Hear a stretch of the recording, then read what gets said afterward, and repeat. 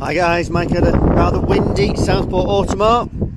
This is a 2017 67 Mercedes-Benz GLA250 AMG line premium, and what a good looking car. It's got the night pack and the pano roof, but it's just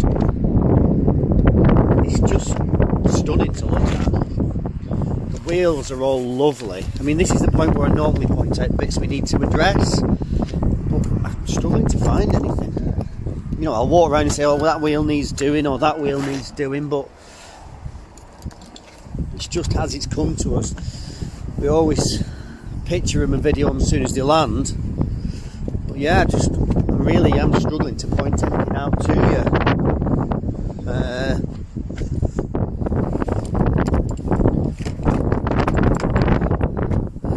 No, I mean, the seat bolsters on these sometimes go and crack and things like that, but mileage is 30,589. I had a little drive of it yesterday. Obviously at 200 plus brake horsepower, it's no slouch. You've got the twin panoramic roof, reverse camera.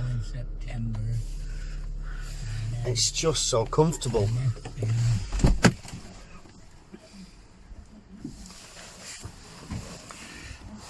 Electric seat, driver and passenger.